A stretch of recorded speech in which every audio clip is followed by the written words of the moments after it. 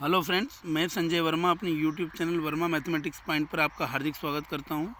दोस्तों, आज हम कक्षा 9th के 2023-24 के मैथ्स के पेपर के बारे में बात करेंगे।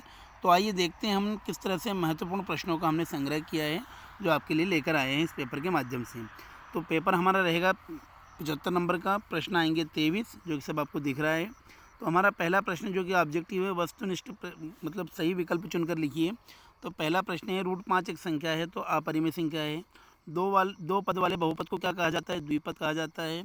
आगे प्रश्न नंबर तीसरा है, y अक्ष का समीकरण है तो y अक्ष का समीकरण होता है x = 0। कार्तीय तल में बिंदु 1 का स्थान है। पहला 1 कौन सा स्थान है? प्रथम चतुर्थांश से है, क्योंकि दोनों पॉजिटिव हैं। किसी समबाहु त्रिभुज का प्रत्यय कोण होता है, वो होता है 60 डिग्री का। अगला प्रश्न है हमारा दूसरा प्रश्न है a⁻0 का मान होता है, a⁻0 का मान 1 होता है। एक चतुर्भुज के सभी कोणों का योग होता है 360 डिग्री होता है। यदि दो वृत्त समान है तो उनकी त्रिज्याएं भी समान ही होंगी। घनाभ का पृष्ठीय क्षेत्रफल 2ab + bc + ac होता है।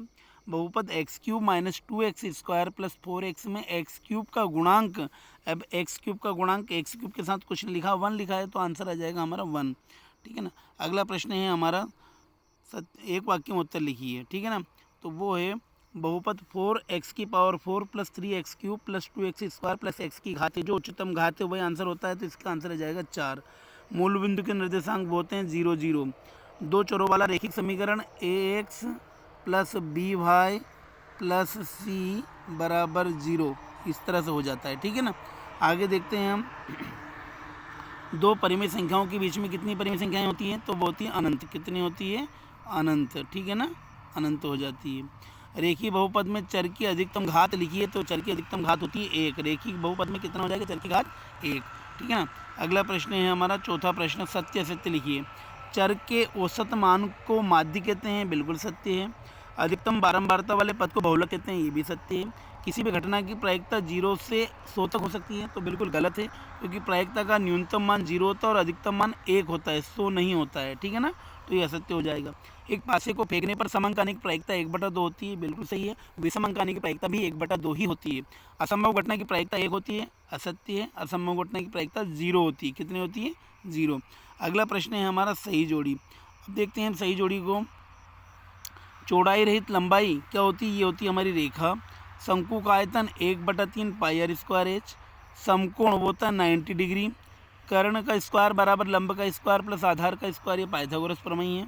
रेखिक समीकरण होती है हमारी ax + b, ax + b = 0। ठीक है ना, ये हो गया। अगला प्रश्न आएगा हमारा छठा नंबर का प्रश्न है, 1/√7 का हर का परिमीकरण कीजिए। आप प्रश्नों को फटाफट देख लेते हैं, आप प्रश्नों की तैयारी अच्छे से करें ताकि आपका पेपर बहुत अच्छा रहे। ठीक है ना। अब फटाफट प्रश्नों को देख लेते हैं हम। 1/√7 के हर का परिमीकरण बिल्कुल ईजी है। हर का परिमीकरण यदि करना चाहें तो √7 × √7/√7, तो आंसर आ जाएगा 7√7/7। ठीक है ना। अगला प्रश्न है 125 की पावर 1/3, तो क्या लिख देंगे? 125 की पावर 1/3 को, 125 की पावर 1/3 है तो उसको लिख देंगे 5 की पावर 3 की पावर 1/3। 3 से 3 कैंसिल हो जाएगा तो आंसर आ जाएगा 5। ठीक है ना। आकृति में निम्न को दर्शाइए। जो आकृति आपको दी रही इस तरह से पेपर में मिलेगी कि एक के निर्देशांक ए कहाँ पे? यहाँ पे है, तो x कितना है? -4, और y कितना है? 2। तो ए के निर्देशांक हो जाएंगे -4 2, और b के निर्देशांक कितना होगा? x है हमारा 4 और y कितना है? 2। ठीक है ना, इस तरह से आंसर आ जाएगा। और y कितना है? -2 है, -4 -2 और 4 और 2। ठीक है ना। आगे देखते हैं 1 0 और 2 0, 0 2 किस अक्ष पर स्थित है? तो 1 0 x अक्ष पर स्थित है और 0 2 y अक्ष पे, ये x अक्ष पे, ये y अक्ष पे स्थित है। ठीक है ना। आगे देखते हैं हम, आगे हमारा है, किसी समांतर चतुर्भुज का आधार ये है और शीर्ष लंब 8 सेंटीमीटर है, तो समांतर चतुर्भुज का क्षेत्रफल निकालिए। समांतर चतुर्भुज का क्षेत्रफल 1/2 आधार × ऊंचाई है ना, तो इस तरह से हम इसको आराम से कर सकते हैं। ये चित्र के माध्यम से ये सवाल भी हम कर सकते हैं बिल्कुल। AD त्रिभुज ABC की मध्य का है, त्रिभुज ABD का क्षेत्रफल त्रिभुज ACD का क्षेत्रफल है। कारण लिखिए, क्षेत्रफल समान क्यों है? तो लिख देंगे हम कि ABD और ADB और ADC दोनों सर्वांग सम त्रिभुज है, इसलिए दोनों के एरिया क्या हो जाएंगे? समान हो जाएंगे। और ये मध्य का है AD, इसलिए दोनों त्रिभुज कैसे हो जाएंगे? सर्वांग सम, और सर्वांग सम के क्षेत्रफल क्या हो जाएंगे? इक्वल हो जाएंगे। ठीक है ना। 14 सेंटीमीटर वाले गोले का पृष्ठीय क्षेत्रफल इजीली आप जानते हैं 4πr² से हम आराम से निकाल सकते हैं। 12 सेंटीमीटर वाले भुजा वाले घन का आयतन तो a क्यूब हो जाएगा, 12 का क्यूब कर देंगे, आंसर आ जाएगा। ठीक है ना।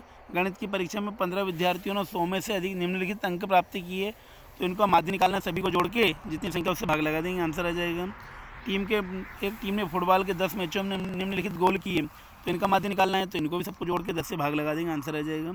0.6 को p/q के रूप में कन्वर्ट करना इजीली हो जाएगा। हर का परिमीकरण करना है, 3 हल लिखना है, तो x का मान एक बार 0, एक बार 1, एक बार 2 रख के हम 3 वैल्यू निकाल सकते हैं y की भी। बिंदु 3, 4 को इसी क्वेश्चन में रख के a का मान निकाल देंगे, आराम से मिल जाएगा। ये सवाल इस चित्र के माध्यम से देख के कर सकते हैं, ये भी कर सकते हैं। यदि यहाँ क्या है, x और y के मान ज्ञात कीजिए, तो ये दोनों संगत कोण है, तो x का मान देखना ये 50 है, तो ये भी कितना हो जाएगा 50, तो y का मान कितना हो जाएगा y का मान हो जाएगा 50। ये और ये सॉरी y का मान 50 नहीं होगा, इन दोनों को जोड़ ले पहले, तो x + 50 क्या कर लें, देखना एक बार, इन दोनों को जोड़ ले, ये संगत कोण है, तो x + 50 = 180, तो x का मान कितना हो गया, x का मान हो जाएगा 180 में से 50 जाएगा 130, x का मान कितना हो गया 130। अब ये और ये एकांतर कोण है x और y, तो ये 130 है, तो ये भी कितना हो जाएगा 130, और शीर्षाभिमुख से ये भी 130, तो y भी कितना मिल जाएगा 130, और x भी कितना मिल जाएगा 130। चतुर्भुज के कोई 3 प्रकार, तो समलंब चतुर्भुज, समांतर चतुर्भुज, आयत, वर्ग लिख सकते हो, चित्र बना सकते हैं। यदि किसी चतुर्भुज के 3 कोण ये है, तो चौथा कोण होगा, तो हम जानते हैं कि चतुर्भुज के चारों कोणों को 360 डिग्री है, तो आराम से कर सकते हैं। गुणनखंड है, ये भी कर सकते हैं। सर्वसमीका का प्रयोग करके 102 की पावर 3, तो 100 + 2 की पावर 3 करके आराम से कर सकते हैं। कौन से चतुर्थांश में, ये भी बता सकते हैं। x माइनस का y प्लस का, ये द्वितीय चतुर्थांश में, दूसरे नंबर के में। ये y माइनस का है, तो चौथे चतुर्थांश में। ये दोनों प्लस के हैं, तो प्रथम चतुर्थांश में। दोनों माइनस के हैं, तो तृतीय चतुर्थांश में। आराम से लिख सकते हैं, ठीक है ना। आगे है कि बिंदुओं के रूप में आलेखित कीजिए कार्तीय तल के बिंदुओं को, बस इसको ग्राफ पे बताना है हमको। ये हमारी प्रमेय है जो कि हम कर चुके हैं, देख चुके हैं आराम से, और इनको करके देखना। यदि आपको नहीं आए तो आप मेरे से ज़रूर पूछ सकते हैं। सिद्ध कीजिए कि वृत्त के केंद्र से जीवा पर डाला गया लंब जीवा को समद्विभाजित करता है। बिल्कुल इंपॉर्टेंट प्रमेय है,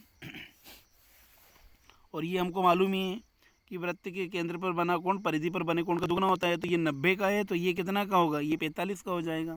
ये एंगल ADC निकालना है, तो ये 45 का बन जाएगा, इजीली हो जाएगा। ये सवाल हमने किए हैं सब।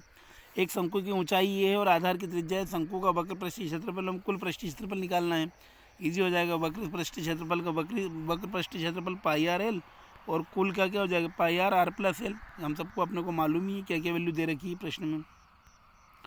फिर ऐसा कैसा 14 सेंटीमीटर ऊंचाई वाले एक लंबवृत्तीय बेलन का वक्र पृष्ठीय क्षेत्रफल 88 सेंटीमीटर है। बेलन के आधार की त्रिज्या निकालना है, तो शंकु क्या है, बेलन का वक्र पृष्ठीय क्षेत्रफल 2πr/h, और लंबवृत्तीय बेलन का तो 2πr/h।